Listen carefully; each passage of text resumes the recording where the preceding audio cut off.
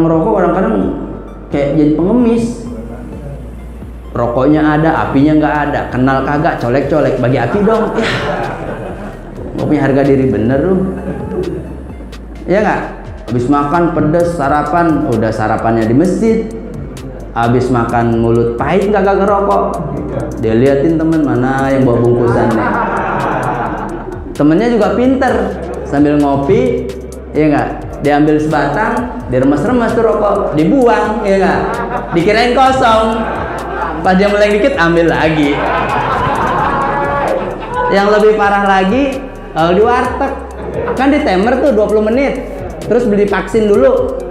Kalau kagak divaksin kagak boleh makan di warteg. Gila emang negara kita nih, mau makan di warteg aja pakai divaksin, dikasih timer 20 menit. Kayak sholat 5 menit kelar, ya nggak? Udah dia duduk, habis makan pesen ini semua. Hebatnya warteg begitu tuh, pakai touchscreen. Korea sama Jepang belajar sama orang Tegal. Sentuh ini keluar, sentuh ini, ya nggak? Tuh, sentuh makan, udah selesai makan, biasa nggak enak. Kopi satu mbak, kasih kopi, ya nggak?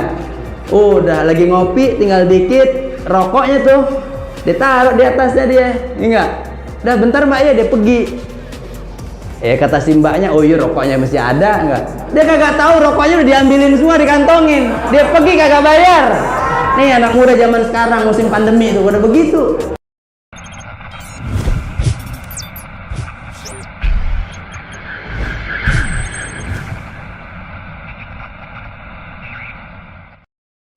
Nih kunci bahagia.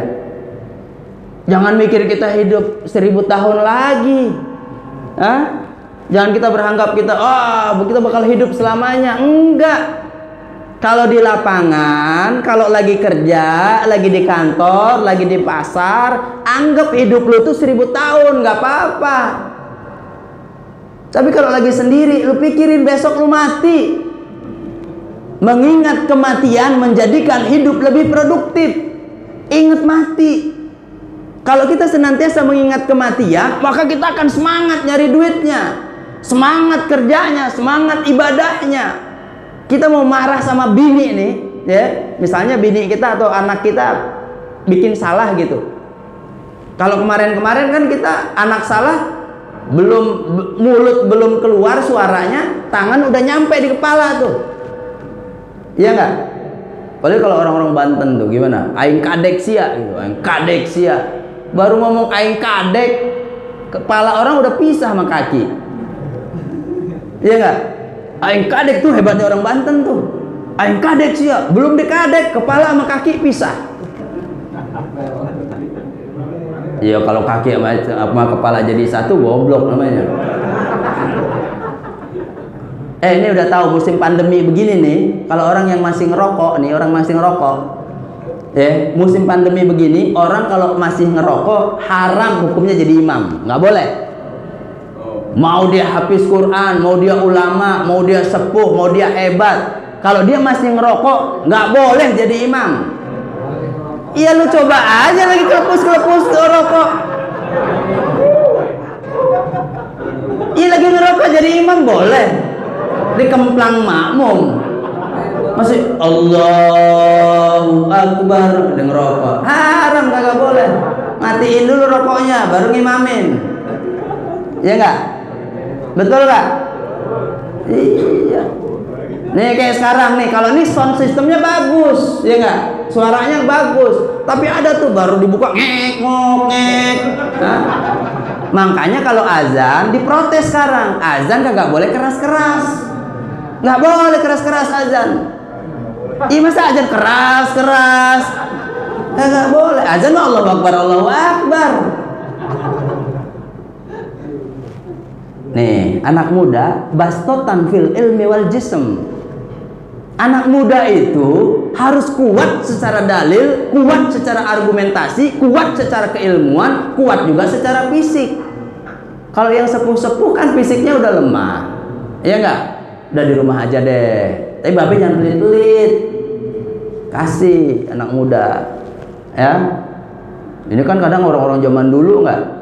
Wah, duitnya dikentut terus didiemin aja, enggak mau dibagi-bagi. Pas ditanyain, "Beh, kok begitu?" "Iya, gue udah tua. Oh, kalau nggak pakai duit mana bisa." Ya nggak? Tuh, yang kedua. Yang ketiga, bagaimana kita menuju kebangkitan umat? Ini kan masih bulan Maulid nih, masih bulan Rabiul Awal. Nah, biasanya orang kalau lahiran seneng nggak anaknya? "Wah, alhamdulillah anak gua lahir laki. Besok datang ke rumah ya, gua mau potong kambing 2 ekor." Wah, panggil hadroh, panggil kiai, panggil ustadz, ya enggak? Buat syukuran anak lahiran. Seneng nggak? Nah, Nabi Isa alaihissalam, selisih Nabi Isa sama Nabi Muhammad sallallahu alaihi wasallam itu selisihnya sekitar 571 tahun. Dibuletin lah sekitar 600 tahun. Jadi Nabi Isa alaihissalam ke Rasulullah sallallahu alaihi wasallam ini selisihnya 600 tahun.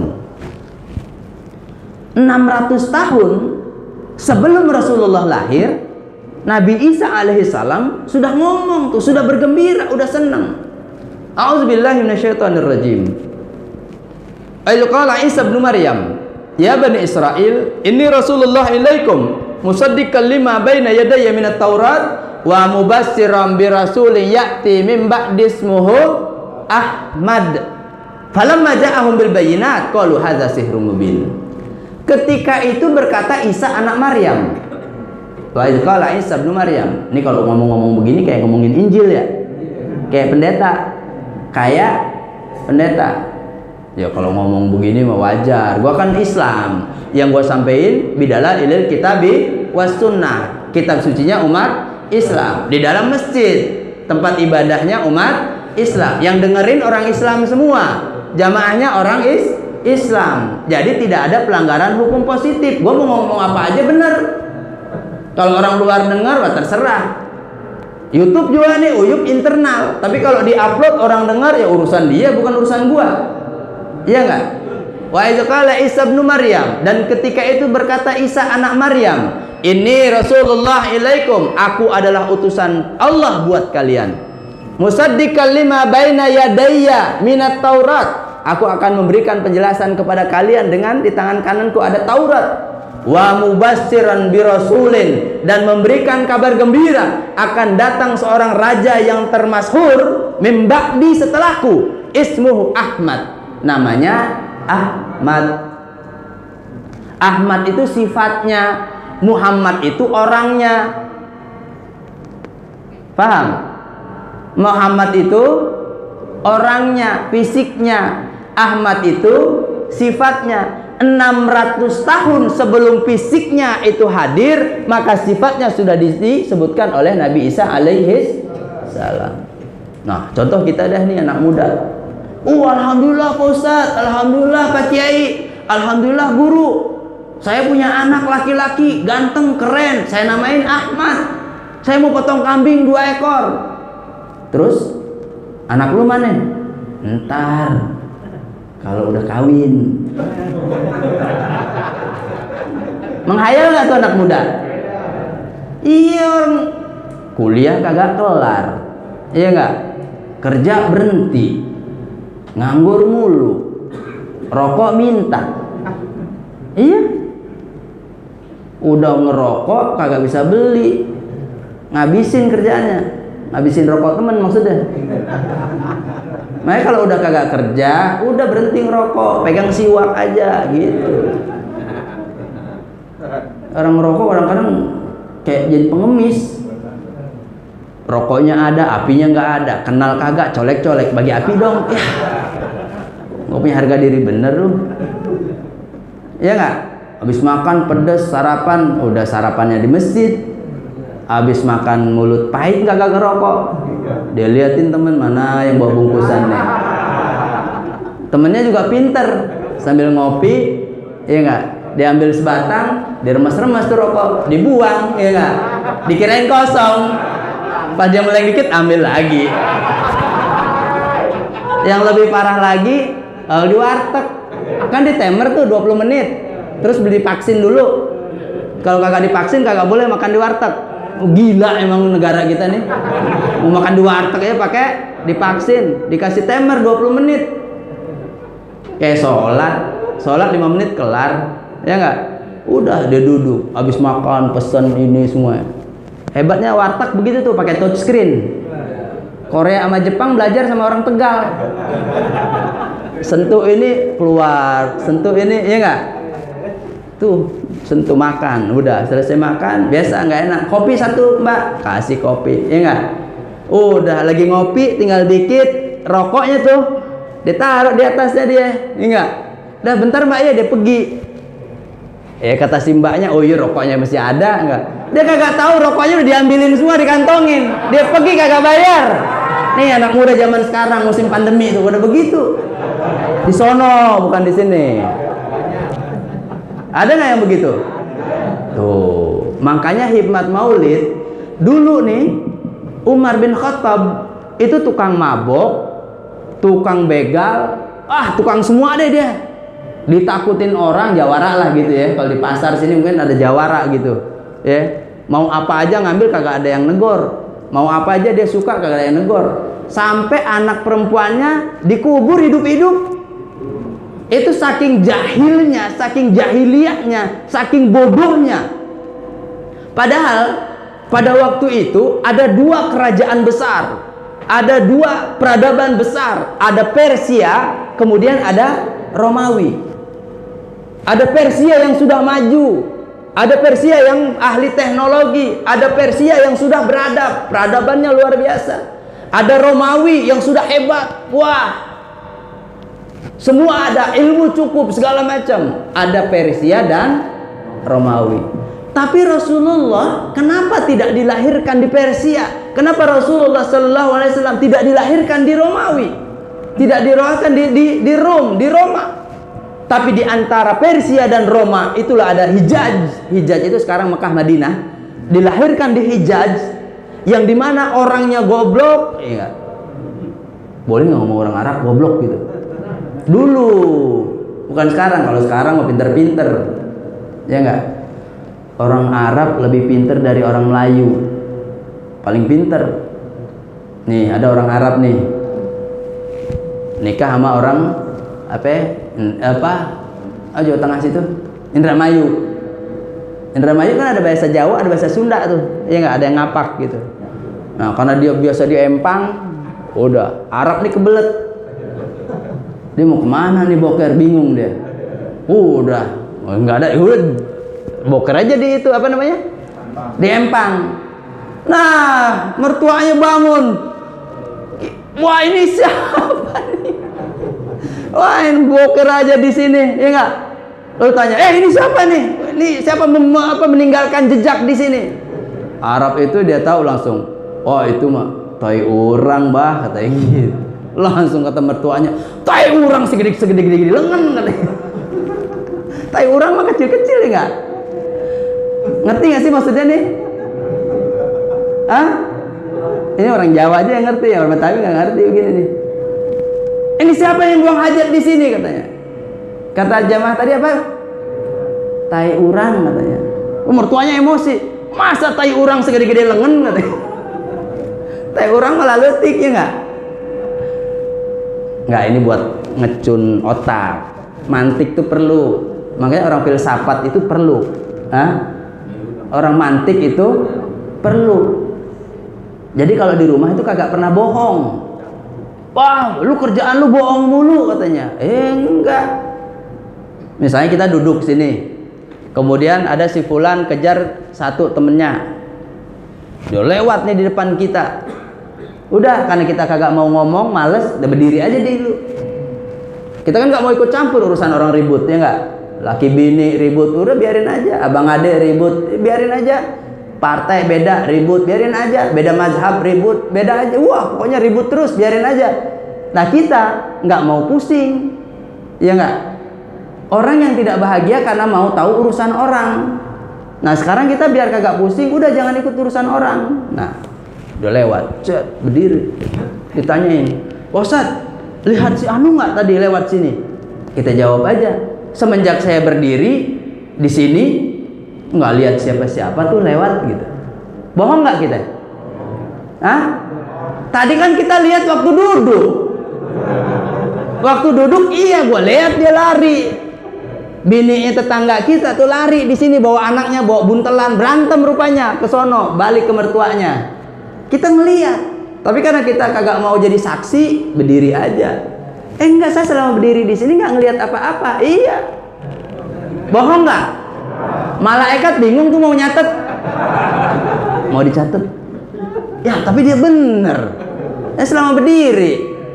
Tuh. Makanya kita harus pinter. Laki itu harus lebih pinter dari bini. Bini kita nih, biar dia kagak ngelihat, nggak ada matanya di belakang kita, tapi apa kelakuan kita di belakang dia tahu semua dari A sampai Z. Kita tukang perempuan, kita tukang ngibul, kita pelit, kita apa aja kita kerjain, bini kita tahu semua. Tapi karena Allah sayang sama laki-laki, perempuan itu dikasih sifat lupa, cepet lupa. Baru kemarin dibohongin sama lakinya, dimaafin lagi. Lu tahu nggak orang lahiran perempuan kalau lahiran tuh sakitnya 1000 kali lipat, sakit hati, sakit banget, sakit. Karena bayangin diputus, dirobek tuh, sarafnya diputus berapa ratus urat diputus, dirobek tuh waktu melahirkan. Dari wahnun ala wahnin tuh 9 bulan 10 hari, kemudian dia melahirkan, dia korbankan nyawanya tuh, sakit. Ketika dia melahirkan, di dalam hatinya dia berkata, ya Allah, saya nggak mau punya anak lagi, udah kapok, sakit, ya Allah, begitu. Tapi giliran anak baru 6 bulan, dia lupa tuh melahiran sakitnya kayak apa. Beranak lagi, ya nggak? Karena Allah kasih lupa. Tuh, maka bersyukur punya bini yang pelupa. Iya, pagi udah dikasih, siang minta lagi, minta uang jajan maksudnya. Perasaan kemarin udah dikasih, duit mulu lu. Iya, kemarin bulan lalu, bener hari Kamis dikasih duit, tapi Kamis bulan yang lalu. Ini kan Kamis bulan sekarang. Nah, kalau kita laki suka lupa juga tuh, kagak bisa tuh bedain ini asli atau palsu. Ini kita ngasih duit sekarang apa besok, kita nggak tahu. Perasaan kita udah ngasih aja.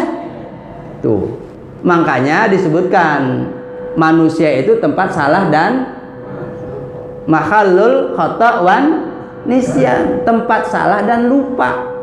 Jadi kalau kita lupa dikit wajar. Kayak begini nih, materinya berantakan, mau ngomongin apaan? Gua asal ngomong aja. Lu yang pinter, anak muda yang pinter, cerna, yang bener ambil, yang kagak bener tinggalin gitu.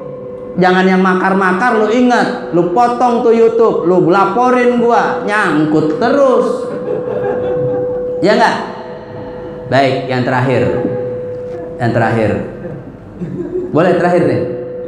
Udah suruh kan jam 6 ya? Saya kata sholat sunnah. Sarapan, habis sarapan tanya jawab. Ya enggak? Habis tanya jawab baru kolekan. Gua mau lihat jamaah satu-satu mana yang nyumbangnya banyak. Gue paling banyak tadi 1 juta. Ada intel Pak polisi.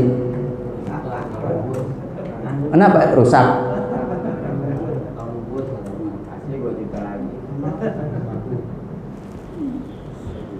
Ini masjid yang kurang apa nih?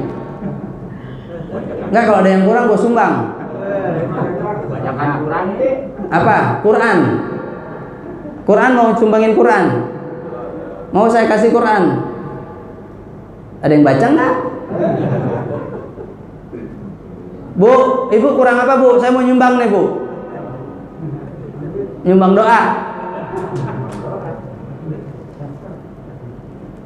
Nggak ada ya? Tuh, orang disuruh mintain sumbangannya takut. Sama kayak pengemis. Minta. Gua bilang, lu sebut berapa angka lu yang lu minta, gua kasih semua. Kalau dia nyebut 5 juta, gua kasih 5 juta. Gua mandiin, gua kasihin baju, gua suruh pulang kampung. Kagak berani. Udah 2.000 aja. 2.000 lu. Kalau dia sebut 1 juta, gua kasih 1 juta. Wah, dia begini udah tua. Laki. Berapa lu sebut aja berapa, gua kasih nih. 2.000 aja dah. Langsung gua bilang, Tong, lu bawa dia ke kamar mandi, lu mandiin, rapihin. Udah, lu mandi, habis mandi gua kasih baju paling bagus. Baru gua maki-maki, lu masih gagah lu, gua bilang. Lu kawin 4 bisa, gua bilang. Gagah begini lu berotot, lu minta-minta, goblok lu, gua bilang. Lu dari mana? Saya dari Jawa, Pak. Lu di mana tinggal? Sini. Gua maki-maki. Udah lu ikut kelelang jualan ikan, gua bilang. Udah jangan, Pak. Kerja kagak mau, lu pergi. Pergi. Tuh, kalau ada yang minta-minta jangan diusir. Kita lagi makan, ada pengamen datang, maaf ya, orang mau minta duit lu minta maaf. Kasih, ajak makan. Jangan memutuskan rahmat. Pagi-pagi di SMS, Pak Ustadz, ini mohon maaf, ini saya udah usaha sana kemari, mau bayar kontrakan kurang gope. Bukannya ngasih, di-share lagi. Nih kelakuannya si Anu. Nih, ya dosa iya. Kalau kagak punya duit doain, barakallahu lakum wa ahlikum wa amwalikum, gitu. Jadi kita harus kasih. Kan kita besok subuh mati. Emang duit dibawa semuanya? Kan kagak. Karena apa? Kalau apa harta yang kita tinggalkan, ya itu nanti akan dipertanggungjawabkan di hadapan Allah Subhanahu wa taala. Baik, kesimpulan. Masih mau lanjut gak nih? Depan, belakang lanjut aja, depan udah ngantuk-ngantuk. Lu subuhnya telat, bangun jam 6, ya kan? Yang di depan belum tidur. Ya, Pak ya. Ya mohon maaf nih, punten sama yang tua-tua. Jadi saya nyerahin yang anak muda aja. Biar anak muda cuma 3, mendingan saya ngomong sama anak muda. Kalau bapak mau udah sepuh, udahlah. Mau pulang duluan kagak apa-apa. Enggak, bener. Takut ada hajat, ya enggak? Pulang aja deh. Yang bertahan aja. Enggak apa-apa. Kan pakai mic keluar juga, orang-orang dengar juga kan. Kalau zaman dulu yang ngaji berdua, bertiga, pakai mic kenceng-kenceng. Hadis ini, buka. Dulu dibuka Ahasan, soal jawab Ahasan, dibaca tuh. Wah, orang dengerin semua. Disangkain masjidnya penuh, berdua. Di kampung kan ada itu ya. Ini kitab. Rokok kan masih rokok linting tuh. Ya Rabbi bil Mustafa Sekar balik maqasidana merokok. Wah, kenceng selawatan. Lagi batuk segala macam. Masjid rame pasti itu ya. Sendiri ngetes mic doang. Jadi sepakat nih lanjut apa enggak? Hah? Pak, ini yang punya masjid dong, Pak. Lanjut enggak, Pak? Ini belum mulai, saya masih ngobrol-ngobrol doang. Enggak, biasanya kalau panjangan dikit dia dapat konten banyak. Bisa dipotong-potong untuk kontennya, ya enggak? Ini buat upload besok, ini buat upload ini. Tapi dapat duit kagak dibagi. Dibuat sendiri aja. YouTuber duitnya banyak. Ya enggak? Sehari bisa dapat sebulan bisa dapat 5M. Sebulan 5M banyak. Iya. Subscribernya 20 juta. Iya enggak? 17 juta. Jadi rakyat lupa karena udah jadi YouTuber semua. Ada yang ditanya, "Pak, urusan ini gimana?" Saya nggak tahu. Dia kabur lagi. "Pak, ini tanya aja sama dia." Ya. Ada yang gitu ya. Goblok, malu gua. Orang kalau ditanya, "Pak, anaknya gimana?" "Oh iya, anak saya sehat. Sekarang sekolah di sini. Sekarang umur segitu kan." "Pak, anaknya gimana?" Saya nggak tahu. Tanya aja sama anak saya. "Pak, saudaranya gimana?" Nggak tahu. Coba tanya sama dia. Ya, lu jadi ngapain jadi saudara, ngapain jadi baba lu? Nggak tahu urusan anak, nggak tahu urusan ini. Kalau di rumah tangga, ya nggak. Kalau RT juga begitu. Pak RT warga itu kan, tanya aja sama warganya. Tanya aja anak mudanya. Ya gimana RT begitu? Naik dikit kalau lurah tanya, "Pak Lurah, Pak RW gitu." Lu tanya aja sama RW-nya. "Pak Lurah itu gimana PK?" Lu tanya aja PKK-nya, lu tanya aja sama remajanya, lu tanya sama Karang Tarunanya. Itu kalau di kelurahan. Kalau di kecamatan gitu juga. Ya gak? Naik lagi ke wali kota, "Pak Wali itu Pak Camat gimana?" Lu tanya aja sama camatnya. "Pak Wali itu gimana yang ngono?" Lu tanya aja sama lurahnya. Gua kagak tahu. Iya. lari, iya nggak? Itu kalau wali kota. Kalau gubernur sama begitu. Nah, naik lagi. Kalau presiden tanya, Pak Presiden, bagaimana ekonomi sekarang? Tanya aja man. Pak Presiden, itu bagaimana urusan ini? Lu tanya aja sama dia. Lu ngapain jadi presiden? Kullukum ra'in wa kullukum mas'ulun an ra'iyati. Setiap kalian adalah pemimpin dan setiap pemimpin akan dimintain pertanggungjawaban atas kepemimpinan kalian. Laki-laki ini pemimpin bagi mata kalian. Tidak cukup bagi laki mengatakan alhamdulillah ya Allah mata saya sehat. Alhamdulillah ya Allah mata saya bisa melihat. Nggak cukup. Di surat An-Nur dikatakan ghaddul basar. Bagi laki-laki yang punya nikmat mata, maka rasa syukur dengan nikmat mata hendaklah dia menundukkan pandangan. Bagi laki-laki yang tidak menundukkan pandangan, bagi laki-laki yang maksiat mata, satu kali maksiat mata hilang hikmah lisan. Jadi kalau istri-istri kita, anak-anak perempuan kita yang tidak mau mendengarkan ucapan kita karena ucapan kita tidak ada hikmahnya, kata-kata ini tidak ada ruhnya, tidak ada powernya, apa yang kita ucapkan tidak menghujam di dalam hatinya. Wajar kalau istri-istri membangkang, istri-istri melawan, anak-anak perempuan kita melawan dengan kita. Kenapa? Kita laki-laki tidak punya izzah, tidak punya kemuliaan. Padahal al-izzatu lillah wali rasulih walil mu'minin. Kehebatan, kegagahan, kemuliaan, jaluknya laki-lakinya itu milik Allah, milik para rasul, milik laki-laki mukmin. Harusnya istri-istri kita itu malu menatap muka kita. Kita baru balik nih. Bini kita langsung kaget, langsung apa? Malu, kayak lama nggak ketemu gitu, kayak orang asing. Ya harusnya begitu. Kenapa? Kita punya rahmah. Kata tadi apa dari Allah? Wa ma arsalnaka illa rahmatan lil alamin. Apa itu rahmat? Rahmat itu adalah solusi. Tafsirul ayah bil ayah. Jadi ayat ini tadi wa ma arsalnaka illa rahmatan, kata rahmah itu adalah solusi. Kita lihat, alladzina idza asabathum musibah qalu inna lillahi wa inna ilaihi rajiun. Ulaika alaihim salawatum mir rabbihim wa rahmah. Ayat sebelumnya apa? Walanabluwannakum bisyai' wal khauf wal ju' wa naqsi minal amwal wal anfus was samarat wa basyiris sabirin. Tuh, jelas. Jadi kata rahmah adalah solusi. Rahmah adalah jalan keluar. Laki-laki ini adalah solusi bagi permasalahan keluarga. Laki-laki adalah solusi dari permasalahan berbangsa dan bernegara. Jadi laki-laki mukmin itu sebagai solusi, sebagai jalan keluar. Keberadaannya adalah menggenapkan barisan terdepan. Laki-laki adalah penjaga marwah daripada keluarga. Laki-laki ada apa namanya? Kalau orang Bugis bilang ada masiri, apa namanya? Ada gagah, ada yang menjaga, ada yang melindungi. Bahwa istri-istri kita, anak-anak kita tidak boleh kelaparan. Laki-laki harus berdarah-darah. Laki-laki harus berkeringat. Laki-laki harus bersemangat. Kalau kita jualan, jangan menjual satu produk untuk satu orang. Ketika kita berdagang, nih misalnya dagang nih, jangan cuma berdagang ke satu orang. Kita tawarkan ke 1 juta orang. Kalau kita menawarkan ke 1 juta orang, kemungkinan orang beli itu 1 juta. Ya paling nggak 500 orang lah. Berarti 500 porsi sudah kita jual.